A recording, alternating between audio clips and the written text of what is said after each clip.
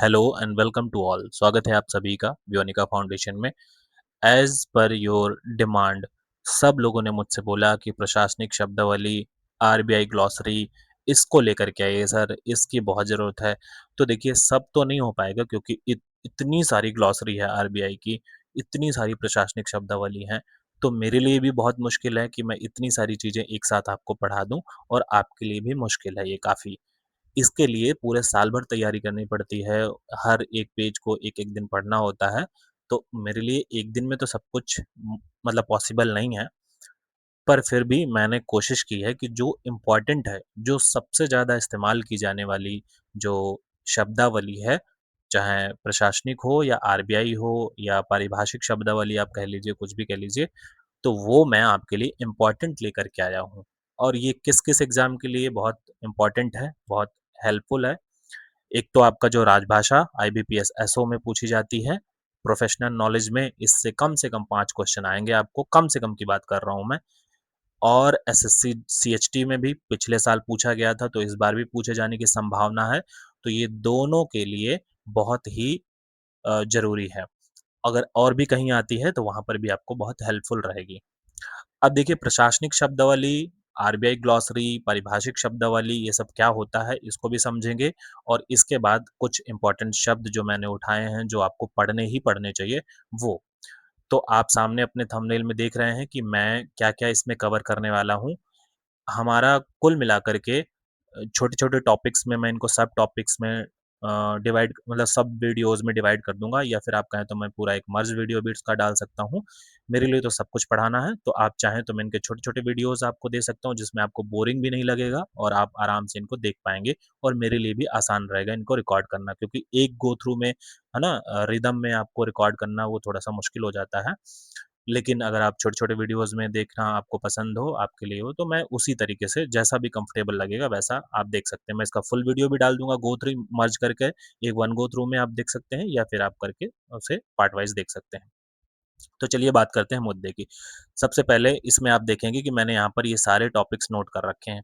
प्रशासनिक शब्दावली, मतलब एडमिनिस्ट्रेशन में कौन-कौन सी शब्दावली यूज़ होती है वो, फाइनेंस और अकाउंट में कौन-कौन सी शब्दावली यूज़ होती है वो, इसके बाद सामान्य कार्यालय और प्रक्रियात्मक शब्द यानी कि ऑफ़िस प्रोसीजर में कौन-सी शब्दावली यूज़ होती है वो, और इसके बाद तकनीकी और प्रशासनिक शब्दावली, टेक्निकल शब्द कौन-कौन से हैं, क्या इम्पोर्टेंट है वो, इसके बाद नियुक्ति यानी कि एस्टैब्लिशमेंट, और न्याय लॉ एंड जस्टिस में जो है, जो शब्द इम्पोर्टेंट है वहाँ से। तो ये कुल मिलाकर के इनको मैंने इन टॉपिक्स में डिवाइड कर दिया है।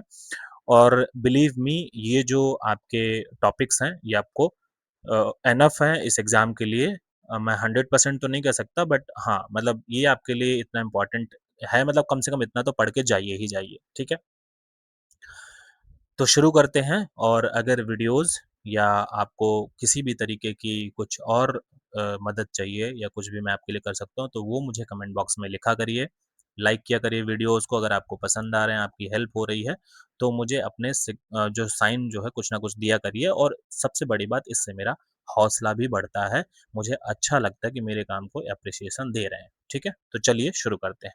सबसे पहले पारिभाषिक शब्दावली, प्रशासनिक शब्दावली, आरबीआई ग्लॉसरी, ये क्या होते हैं, इन तीनों में क्या फ़र्क है? क्योंकि पारिभाषिक शब्दावली कहीं पर लिखा हुआ मिलता है, कहीं पर प्रशासनिक शब्दावली लिखा हुआ मिलता है, कहीं पर आप आरबीआई ग्लॉसरी देखते हो, तो इन सब तीनों शब्दों में क्या फ़र्क है, इसको आप पहले समझ लीजिए।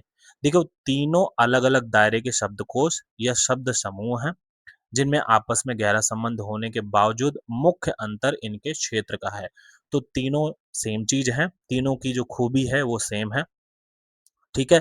लेकिन इनका क्या है, आपस में कोरिलेशन तो है ही है, बस फ़र्क इतना है कि तीनों शब्द अलग-अलग फ़ील्ड में जो है, तीनों के जो इनका जो शब्द समूह है, जैसे पारिभाषिक शब्दावली के जो शब्द हैं, प्रशासनिक शब्दावली के जो शब्द हैं, आरबीआई ग्लॉसरी के शब्द हैं, वो अलग-अलग क्षेत्र में यूज़ होते हैं, उनकी फ़ील्ड अलग-अलग है, बस यही फ़र्क है। अभी आगे और बताऊँगा तो बिल्कुल एकदम क्लियर हो जाएगा, समझ जाएँगे आप, ठीक है? सबसे पहले समझेंगे पारिभाषिक शब्दावली, जिसको हम बोलते हैं टेक्निकल टर्मिनोलॉजी। अब ये क्या है, इसको भी समझेंगे। किसी विशेष ज्ञान, विज्ञान, कला, वाणिज्य या तकनीकी क्षेत्र, जैसे कि चिकित्सा, कानून, इंजीनियरिंग, अर्थशास्त्र, इनमें एक निश्चित और सटीक अर्थ में प्रयोग होने के लिए जो शब्द प्रयोग किए जाते हैं, उनको कहते हैं हम पारिभाषिक शब्दावली। अब इनकी क्या विशेषता होती है इन शब्दों की? इन शब्दों का अर्थ सामान्य बोलचाल की भाषा से अलग और बिल्कुल स्पष्ट होता है। इनका एक ही तय मतलब होता है। तो कुछ समझाने की ज़रूरत नहीं है, आप समझ गए होंगे। जैसे गुरुत्वाकर्षण है, तो उसको आप ग्रेविटी ही बोलेंगे। और कुछ दूसरा नाम नहीं हो सकता गुरुत्वाकर्षण का। तो इनकी फिक्स जो है वोकैब्युलरी होती है कि इसका फिक्स मतलब यही होता है। जैसे बोलचाल की भाषा में हम कई बार एक शब्द के अनेक अर्थ निकाल लेते हैं, लेकिन पारिभाषिक शब्दावली में ऐसा नहीं होता है। वो शब्द उस ही अर्थ के लिए फिक्स होता है कि अगर गुरुत्वाकर्षण आपने बोला, तो उसके लिए ग्रेविटी ही आप लिखोगे। उसके लिए कुछ और शब्द का इस्तेमाल नहीं किया जा सकता है। तो आई होप आप समझ गए होंगे कि पारिभाषिक शब्दावली यानी कि उसकी परिभाषा उस शब्द की वही है, उसका एग्ज़ैक्ट मीनिंग वही है। उसके अलावा कुछ और मीनिंग नहीं हो सकता। इस बिल्कुल स्पष्ट होता है उस शब्द का मीनिंग। तो ये है पारिभाषिक शब्दावली। इसके बाद है प्रशासनिक शब्दावली। देखिए प्रशासनिक शब्दावली जिसको आप इंग्लिश में कहते हैं एडमिनिस्ट्रेटिव टर्मिनोलॉजी। शब्दावली मतलब टर्मिनोलॉजी और प्रशासनिक मतलब एडमिनिस्ट्रेटिव। अब ये क्या है? ये दरअसल उसी का एक सब पार्ट है, यानी कि काइंड ऑफ वही चीज़ है जो पारिभाषिक शब्दावली इन सबको मिला करके आप बोल सकते हो। बस ये उसको डिफाइन करता है कि ये वाले शब्द कहाँ यूज़ होते हैं। सरकारी कार्यालय मतलब मैं इस शब्द का मतलब बता रहा हूँ आपको, जैसे आप कई बार कन्फ्यूज़ होते हो। वैसे जो आप देखेंगे कि आरबीआई ग्लॉसरी है, प्रशासनिक शब्दावली है, ये क्या है? ये पारिभाषिक शब्दावली है, इन्हीं को कहते हैं पारिभाषिक शब्दावली। यानी कि उसका एक ही नाम है पारिभाषिक, यानी कि हर एक क्षेत्र के लिए शब्द जो हैं फिक्स कर दिए गए हैं। लेकिन मैं सिर्फ़ इनको पारिभाषिक शब्दावली और इसके बाद प्रशासनिक शब्दावली, इसके बाद आरबीआई ग्लॉसरी इनको अलग-अलग समझा रहा हूँ कि आपका कन्फ्यूज़न दूर हो जाए कि इनमें अंतर क्या है। पारिभाषिक शब्दावली ही सबको ओवरऑल बोलते हैं, लेकिन ये क्या है? ये सब कैटेगरी है इनकी, यानी कि उसी के अंदर की बात है, पारिभाषिक शब्दावली के अंदर की बात है। ठीक है? पारिभाषिक शब्दावली में प्रशासन से रिलेटेड जो शब्द हैं, वो आ जाते हैं, बैंक से रिलेटेड शब्द हैं, वो आ जाते हैं, कानून से रिलेटेड शब्द हैं, वो आ जाते हैं, फाइनेंस से रिलेटेड शब्द हैं, वो आ जाते हैं। तो ये जो है सारी चीज़ें आप देखेंगे कि पारिभाषिक शब्दावली के अंदर की चीज़ें हैं, लेकिन जब आप सामने अपने बुक में, अपने कहीं पर इंटरनेट में पढ़ते हैं या कहीं पर भी, तो प्रशासनिक शब्दावली, पारिभाषिक शब्दावली और इसके बाद फिर आरबीआई ग्लॉसरी ये सब कुछ लिखा आता है, तो कन्फ्यूज़ हो जाते हो कि प्रशासनिक शब्दावली पढ़ें, कि आरबीआई ग्लॉसरी पढ़ें, कि पारिभाषिक शब्दावली पढ़ें। अब ये डिपेंड करता है कि आपका एग्ज़ाम किस तरीके का है, तो आपको वही पढ़ना है। पारिभाषिक शब्दावली उन सबको मिला करके बोलेंगे, आपको क्या पढ़ना है, परिभाषिक शब्दावली में से क्या पढ़ना है। परिभाषिक शब्दावली में से क्या प्रशासनिक शब्दावली आपको पढ़नी है। जैसे हिंदी है, तो हिंदी ग्रामर मान लो सपोज़ 1 मिनट, कि हिंदी ग्रामर क्या होता है? मैं कहूँ आपको कि हिंदी ग्रामर क्या होता है, संधि क्या होता है, समास क्या होता है। तो देखिए हिंदी ग्रामर के अंदर ही संधि आता है, समास आता है, उस सब को हिंदी ग्रामर बोलते हैं। अब उसके अंदर अगर आपके एग्ज़ाम में हिंदी ग्रामर में से आपके समास पूछे जाते हैं, तो आप समास पढ़िए, अगर आपसे संधि विच्छेद पूछा जाता है, तो आप संधि विच्छेद पढ़िए। ऐसे ही प्रशासनिक शब्दावली जो है, वो पारिभाषिक शब्दावली का ही पार्ट है।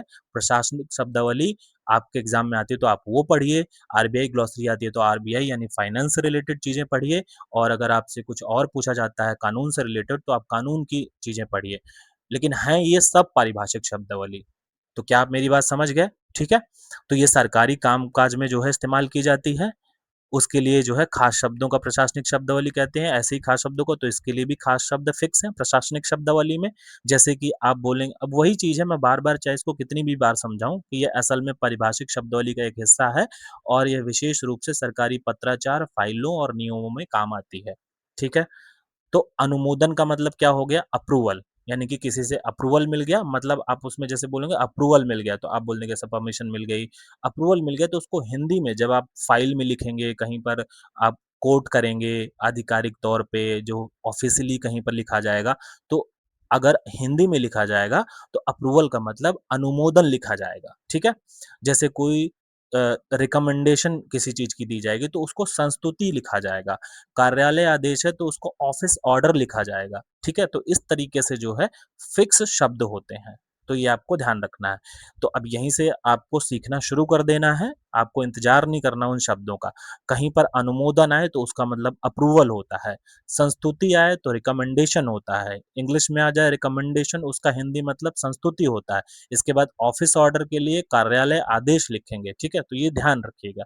इसके बाद आरबीआई ग्लॉसरी, चलिए इसकी भी एक बार थोड़ा-सा कन्फ्यूज़न दूर कर लेते हैं। आरबीआई मतलब भारतीय रिज़र्व बैंक और ग्लॉसरी मतलब शब्दावली। तो आरबीआई रिज़र्व बैंक की शब्दावली उसको हम आरबीआई ग्लॉसरी बोल देते हैं। ये क्या है? ये रिज़र्व बैंक द्वारा तैयार किया गया एक विशेष शब्दकोश है, इसलिए उन्होंने उसको ग्लॉसरी बोला है और जिसमें बैंकिंग, वित्त, फाइनेंस, अर्थशास्त्र यानी कि इकोनॉमिक्स से जुड़े जो है सटीक अर्थ दिए जाते हैं। ठीक है? तो जैसे कि वो भी सेम चीज़ कि यह भी पारिभाषिक शब्दावली का हिस्सा है। जैसे मैंने बताया ना कि पारिभाषिक शब्दावली इनकी परिभाषा फिक्स कर दी गई है। तो आरबीआई ग्लॉसरी में जो वित्त से रिलेटेड शब्द हैं, इनकी परिभाषा फिक्स कर दी गई है। समझ गए? मैंने जो पहले समझाया आई होप समझ गए होंगे। जैसे उदाहरण के लिए रेपो रेट का मतलब रेपो रेट आप इस तरह लिखेंगे। जैसे सीआरआर बोलेगा कोई तो नकदी आरक्षित अनुपात ये आपको बोला जाएगा, ठीक है? मुद्रास्फीति इसको इन्फ्लेशन ये आप बोलेंगे, ठीक है? सीआरआर यानी कि कैश रिजर्व रेशियो जिसको बोलते हैं। कैश मतलब नकदी, रिजर्व मतलब आरक्षित, रेशियो मतलब अनुपात। तो कैश रिजर्व रेशियो मुद्रास्फीति के लिए इन्फ्लेशन ही बोलेंगे, महंगाई नहीं बोलेंगे कि महंगाई इन्फ्लेशन मतलब महंगाई बोल दें, ठीक है? मुद्रास्फीति ही बोलेंगे। तो आई होप आपको इन तीनों शब्दों में फ़र्क समझ में आ गया होगा। चलिए, तो अब हम शुरू करेंगे आगे की चीज़ें। एक बार मैंने यहाँ पर टेबल बनाई हुई है, अगर फिर भी किसी को कन्फ्यूज़न है, तो ये एक बार टेबल देख लीजिए, आपको समझ में आ जाएगा। अब आप देखिए मैंने टेबल बनाई है, आपके लिए हर एक तीनों शब्द के अलग-अलग अर्थ, उनकी डेफ़िनेशन सब कुछ मैंने अच्छे से समझाया, तो इससे आपको समझ तो आ ही रहा होगा कि मैं देखो मेहनत तो आपके लिए कर रहा हूँ। मैं कंटेंट कहीं से भी बना रहा हूँ, मैंने ये कंटेंट खुद से लिखा नहीं है, मैं आपको पहले ही बता दे रहा हूँ। मुझे जहाँ-जहाँ से थोड़ी-थोड़ी चीज़ें मिली हैं, गूगल किया है, कहीं कोई पहले से जो थोड़ा बहुत पढ़ा था वो, जहाँ पे फ़िल्टर करना पड़ा है जो, वो मैंने अपने हिसाब से सारी चीज़ें की हैं और जितना अच्छे से डिलीवर कर सकता था, आपको समझा सकता था, वो मैंने कोशिश किया है। तो आई होप आपको ये सब समझ में आ रहा होगा और आप मतलब आप मेरी मेहनत को समझ रहे होंगे और ये मैं मेहनत कोई अपने लिए या कुछ उस तरह नहीं कर रहा हूँ और है ना, आप लोगों ने कई बार बोला था मुझसे कि ये भी लेकर के, तो मैंने मतलब मैं अपना बेस्ट ट्राई कर रहा हूँ आपको देने के लिए। बस मुझे आपसे क्या चाहिए? थोड़ा-सा एप्रिसिएशन। तो ये टेबल देखिए, इसकी विशेषताएँ क्या-क्या हैं? पारिभाषिक शब्दावली की, प्रशासनिक शब्दावली की, आरबीआई शब्दावली की, ठीक है? इनको आप देखेंगे। तो पारिभाषिक शब्दावली वही है कुल मिलाकर के मैंने बोला कि ज्ञान का हर क्षेत्र यानी कि कुछ भी आ जाए, समाज, सरकारी कामकाज, बैंक-वैंक सब ये मेन है। इसके बाद उद्देश्य इसका क्या है? इसको आपको पढ़ने की ज़रूरत नहीं है, मैंने सब समझा ही दिया है। विशेष क्षेत्र मैंने बता दिया है कि क्या है, ये सभी क्षेत्रों में यूज़ होता है। देखो, अगर बैंक के क्षेत्र में देखेंगे तो ये वाणिज्य यहाँ पे आ ही गया, यहाँ पे चिकित्सा आ ही गया, विज्ञान आ ही गया, है ना? सब तकनीकी शब्दावली विद सब कुछ आ गया इसी में, समझाने की ज़रूरत नहीं, मैंने सब समझा दिया है। तो ये दोनों इन पे फ़ोकस नहीं रखना है। मेन फ़ोकस इसमें आप रख लीजिए, अगर आपको समझ में नहीं आ रहा है, तो पारिभाषिक शब्दावली में क्या है, जैसे कि मैंने सब पहले समझाया कि हर एक क्षेत्र में जो भी शब्द यूज़ किए जाते हैं, तो कुछ जो है शब्दों का मतलब फ़िक्स कर दिया जाता है, उनकी परिभाषा फ़िक्स कर दी जाती है कि इसका मतलब यही होगा। जैसे मैंने पहले बताया था कि ग्रेविटी का मतलब गुरुत्वाकर्षण ही होगा, संविधान का मतलब कॉन्स्टिट्यूशन ही होगा, कुछ और नहीं हो बोल सकते इसकी जगह आप। डिवैल्यूएशन का मतलब होता है अवमूल्यन, डिवैल्यूएशन मतलब जब आप नोट मतलब करेंसी का को डिक्रीज़ मतलब कम करते हो किसी और के कंपैरिज़न में, तो उसको डिवैल्यूएशन कहते हैं, अवमूल्यन कहते हैं, तो इसको आप यही बोलोगे। सरकारी कामकाज की भाषा में नोटिफ़िकेशन आप देखते हैं, आते हैं जो, उसको अधिसूचना जैसे बोलते हैं ना कि नोटिफ़िकेशन आ गया, मोबाइल में नोटिफ़िकेशन आ गया, ये तो आपको पता है, वो अलग चीज़ है।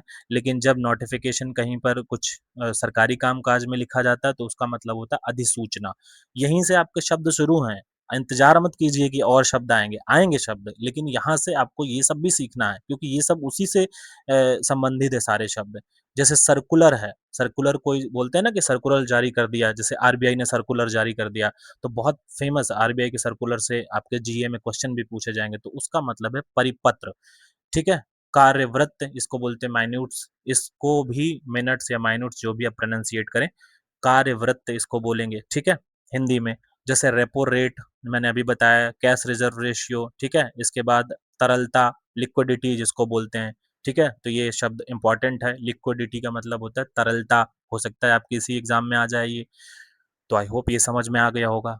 अब प्रशासनिक शब्दावली, जैसे कि मैंने आपको पहले बताया था कि यहाँ पर आप देखेंगे, पहले हम क्या पढ़ेंगे, प्रशासनिक शब्दों को पढ़ेंगे, उसके बाद हम वित्त से जो भी इम्पोर्टेंट शब्द मुझे लगते थे, मतलब हैं तो बहुत सारे, पर जो मुझे लगते थे वो मैंने लिए हैं, तो वित्त और लेखा पढ़ेंगे। इसके बाद सामान्य, कार्यालयी और प्रक्रियात्मक शब्द, ऑफिस और प्रोसीजर वाले जो शब्द हैं वो पढ़ेंगे। तकनीकी और प्रशासनिक तकनीकी शब्द जो है, टेक्निकल जो शब्द हो सकते हैं उनको पढ़ेंगे, ठीक है? इनको मैं छोटे-छोटे वीडियोज़ में रिकॉर्ड करूँगा, तो अगर आप बोलेंगे कि एक बार मर्ज कर दीजिए, तो मैं मर्ज करके डाल दूँगा, या फिर आप छोटे-छोटे वीडियोज़ में देखेंगे तो आपको भी बोरिंग नहीं लगेगा और आप आराम से थोड़े-थोड़े टाइम में, यानी कि एक बार अभी देख लिया, दोपहर को देख लिया, शाम को देख लिया, एग्ज़ाम से पहले-पहले सारा कुछ देख लोगे। फिर नियुक्ति, सेवा और कार्मिक एस्टेब्लिशमेंट और जो लॉ और जस्टिस से रिलेटेड शब्द हैं वो। तो अभी आज बात करेंगे प्रशासनिक शब्दावली के शब्दों की, ठीक है? तो ये रहे प्रशासनिक शब्दावली के शब्द। पहला है एक्नॉलेजमेंट, यहाँ पे टी कट गया शायद, एक्नॉलेजमेंट, ठीक है? इसको बोलते हैं पावती, हिंदी में क्या बोलेंगे इसको? पावती। इसके बाद है दूसरा शब्द है एजेंडा, इसका हिंदी मतलब होता है कार्य सूची।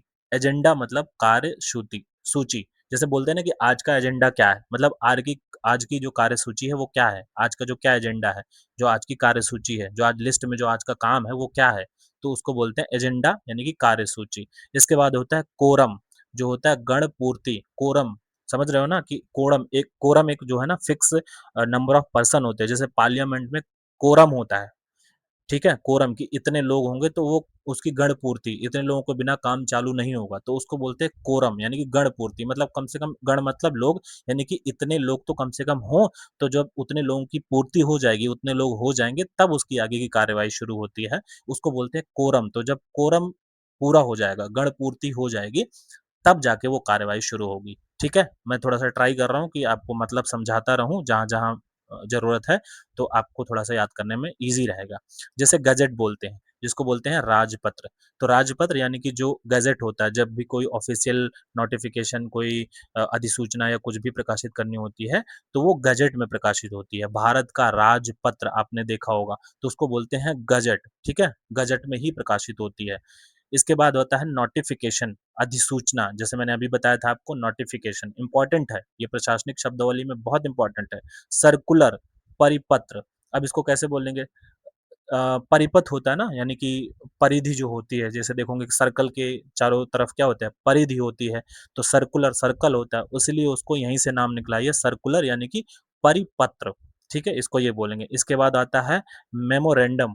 मेमोरेंडम मतलब ज्ञापन, किसी को आप ज्ञापन देने जाते हो, जैसे किसी को कोई जैसे आप प्रोटेस्ट करते हो, तो प्रोटेस्ट में जो भी आपकी शिकायतें होती हैं, कुछ भी होता है, तो आप वहाँ पे ज्ञापन दे के आते हो कि ये हमारी हैं, जिलाधिकारी को या किसी भी जो भी वहाँ पे वो अधिकारी होता है, जिसको ये होता है कि ये भाई इसके लिए रिस्पॉन्सिबल है, तो उसको आप देते हो, तो उसको बोलते हैं ज्ञापन दे के आए हम लोग। तो ऐसे ही इंग्लिश में उसको बोलेंगे मेमोरेंडम। जो लोग इंग्लिश मीडियम से पढ़े हुए हैं, तो उनको तो कई बार ये शब्द आसान लगते हैं मेमोरेंडम, लेकिन जिन्होंने ज्ञापन बोला है अभी तक, हिंदी माध्यम से हैं, जैसे मेरे जैसे छात्र, तो उनको क्या बोलेंगे? मेमोरेंडम को ज्ञापन, ठीक है? आई होप आपको समझ में आ रहा होगा। इसके बाद है अगला शब्द है नोटिस, ये तो सभी को पता है, नोटिस क्या होता है? इसको काट लेना, नोटिस, ठीक है? इसके बाद है आपका ऑर्डर, ये ईज़ी है, आदेश। जिसको नहीं पता, एग्ज़ैक्ट मीनिंग यही होगा, कुछ और नहीं पढ़ लेना इसका मतलब। ऑफ़िस ऑर्डर, कार्यालयी आदेश, तो कार्यालय का जो आदेश होता है उसको ऑफ़िस ऑर्डर बोलते हैं। इसके बाद रिज़ॉल्यूशन, रिज़ॉल्यूशन का मतलब है संकल्प, ठीक है? रिज़ॉल्यूशन, जैसे बोलते हैं ना, न्यू ईयर में मैंने रिज़ॉल्यूशन लिया है, मैंने संकल्प लिया है कि मैं ऐसा इस साल करूँगा, तो रिज़ॉल्यूशन। इसके बाद आता है कार्यवृत्त, इसको बोलते हैं प्रोसीडिंग, ठीक है? तो प्रोसीडिंग्स मतलब कार्यव्रत, मतलब जैसे बोलते हैं ना कि प्रोसीडिंग शुरू की जाए, मतलब काम शुरू किया जाए, तो प्रोसीडिंग्स, ठीक है? काम की जो-जो काम, तो वो प्रोसीडिंग्स जिस तरीके से हो रहा है उसको कार्यवृत्त बोलते हैं। माइन्यूट्स हैं, इनको बोलने के कार्यवृत्त और कार्य विवरण। देखो ये दोनों सेम हैं, तो ये भी ध्यान रखना कि माइन्यूट्स का मतलब क्या? कार्य विवरण, कार्यवृत्त इसका भी मतलब होता है, और प्रोसीडिंग्स का भी मतलब होता है क्या? कार्यवृत्त। इसके बाद पृष्ठांकन सबसे ज़्यादा इम्पोर्टेंट है, शायद पिछले साल या किसी साल पूछा भी गया था, इसको बोलते हैं एंडोर्समेंट। इसको क्या बोलेंगे? एंडोर्समेंट्स, एंडोर्समेंट, पृष्ठांकन, ठीक है? इसके बाद है टिप्पणी, नोट, जो भी आप लिखते हो, टिप्पणी, टिप्पणी लिखते हो, नोट लिखते हो, उसको बोलते हैं टिप्पणी, ठीक है?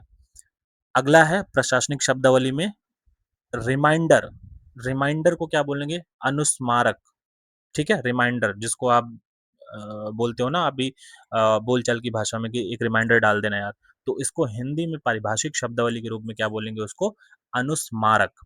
इसके बाद आता है रेफरेंस, रेफरेंस मतलब संदर्भ, ठीक है? किसके रेफरेंस में बोल रहे हो, बोलते हैं ना किसके रेफरेंस में बोल रहे हो, यानी कि किस संदर्भ में बात कर रहे हो, किस बारे में बात करते हो, रेफरेंस। इसके बाद एनक्लोजर, एनक्लोजर मतलब संलग्नक, संलग्नक मतलब किसी के साथ कोई अटैचमेंट जो होती है उसको बोलते हैं हम एनक्लोजर, कुछ संलग्न करते हो, कोई डॉक्यूमेंट भेज रहे हो, कुछ भी करो तो उसमें संलग्नक होता है, उसको बोलते हैं एनक्लोजर इंग्लिश में। इसके बाद आता है एनेक्स्चर, अनुसंलग्नक, ठीक है? एनेक्स्चर आता है ना, आपने देखा होगा कि जब नोटिफिकेशन आता है एसएससी का या आरबी आईबीपीएस का या किसी भी एग्जाम का, तो एनेक्स्चर नीचे लगे होते हैं बहुत सारे, तो उसमें लिखा होता है कि एनेक्स्चर 3 में जाइए, एनेक्स्चर 4 में, वहाँ पर ये दिया हुआ है, कई बार फॉर्म दिए होते हैं, जैसे ओबीसी और ईडब्ल्यूएस, एससी एसटी या कोई भी सर्टिफिकेट बनवाना होता है तो उसका एनेक्स्चर नीचे दिया होता है कि किस तरीके का, उसमें अनुलग अनु जो है लग्नक बोलते हैं, ठीक है? एनेक्स्चर। इसके बाद अपेंडिक्स, अपेंडिक्स मतलब परिशिष्ट, ठीक है? इसकी कोई ट्रिक नहीं है मेरे पास, अपेंडिक्स परिशिष्ट, ये आपको याद रखना है, परिशिष्ट, अपेंडिक्स। इसके बाद क्या है? ड्राफ्ट, ड्राफ्ट मतलब प्रारूप, ठीक है? ड्राफ्ट समिति, प्रारूप यानी कि जो उसका पूरा फ्रेम तैयार किया जाएगा उसको ड्राफ्ट बोलते हैं, प्रारूप। तो अब फ्रेम को प्रारूप नहीं बोल देना, ठीक है? प्रारूप के लिए ड्राफ्ट ही लिखोगे, ड्राफ्ट के लिए प्रारूप ही लिखोगे। इसके बाद आता है फाइल, फाइल मतलब फाइल, ठीक है? इसके बाद ये तो ऐसे सब पूछे नहीं जाएंगे, बहुत ज़्यादा रिजिड हो जाते हैं, आपको फाइल याद रखना है। इसके बाद आता है सेक्शन, सेक्शन मतलब अनुभाग, ठीक है? ये तो आप सभी को पता है, सेक्शन मतलब अनुभाग। इसके बाद आता है डिपार्टमेंट मतलब विभाग, ऑफिस मतलब कार्यालय, हेडक्वार्टर मतलब मुख्यालय, सब ऑर्डिनेट इंपॉर्टेंट है, बहुत बहुत बहुत इंपॉर्टेंट है, कौन सा? सब ऑर्डिनेट। मैं इसको अगर दूसरे कलर से मार्क कर दूं तो कौन से कलर से? ये लो, हाईलाइट कर दिया, सब ऑर्डिनेट, इससे तो और नहीं दिख रहा, ठीक है? सब ऑर्डिनेट, ये वाला बहुत इंपॉर्टेंट है। सब ऑर्डिनेट का मतलब होता है अधीनस्थ। सब ऑर्डिनेट्स में कई बार आपके क्या लिख देंगे? जूनियर लिख देंगे, यानी कि आपके कनिष्ठ लिख देंगे या कुछ भी। आपको क्या लिखना है? आपको लिखना है अधीनस्थ, ठीक है? सब ऑर्डिनेट, अधीनस्थ, बार बार रिपीट कर रहा हूँ, सब ऑर्डिनेट, अधीनस्थ, ठीक है? फॉरवर्डेड मतलब अग्रेषित, ठीक है? फॉरवर्डेड मतलब अग्रेषित, कई बार यहाँ पे प्रेषित लिख देंगे, प्रेषित नहीं, अग्रेषित मतलब फॉरवर्ड मतलब आगे भेज दिया गया है, फॉरवर्डेड आगे भेज दिया गया है, प्रेषित। इसके बाद है अप्रूवल, अप्रूवल को अनुमोदन, अभी पीछे हमने बात की थी इसके बारे में। इसके बाद है आपका सैंक्शन, तो सैंक्शंस में क्या होता है? स्वीकृति यानी कि मंजूरी। इतने शब्द मैंने प्रशासनिक शब्दावली से लिए हैं। उसके बाद हमने क्या लिया है? वित्त और लेखा से रिलेटेड, ठीक है? तो प्रशासनिक शब्दावली में ये तो कम से कम करके ही जाना, अगर आपने इससे ज्यादा किया हुआ है तो इससे बेहतर कुछ भी नहीं है, लेकिन इतना तो कम से कम करके जाना। तो आई होप आपको समझ में आ गया होगा कि मैं क्या कहने की कोशिश कर रहा हूँ, कि इतना मिनिमम करके जाना, ये बेयर मिनिमम है कि इतना तो करके ही जाना है। और अगर आपको क्लास पसंद आ रही है तो कुछ अपने रिव्यू या अपना जो भी ओपिनियन आप देना चाहते हैं वो कमेंट बॉक्स में मुझे लिख करके बताया करिए। मिलते हैं अगली क्लास में, तब तक के लिए नमस्कार।